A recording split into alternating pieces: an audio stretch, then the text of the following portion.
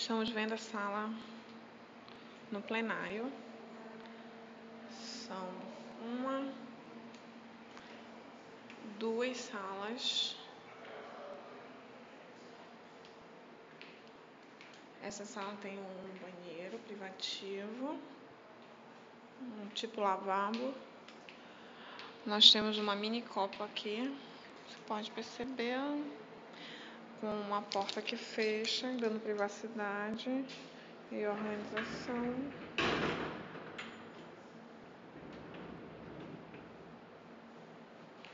Então, isso dá privacidade. Aqui nós temos uma sala de reunião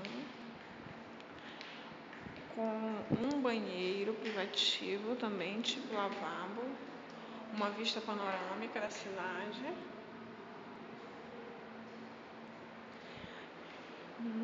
Com outro banheiro privativo adaptado para deficientes.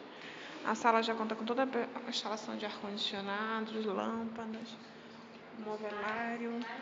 São mais de 100 metros. Porque cada sala pode 40 metros. 38 metros, 40 metros. Uma recepção. Uma Recepção com ar-condicionado. Essa sala de reunião, eu estou dizendo a você que foi feito nesse sentido, mas pode ser transformada em sala de... Se quiser acender, pode acender. Esse cômodo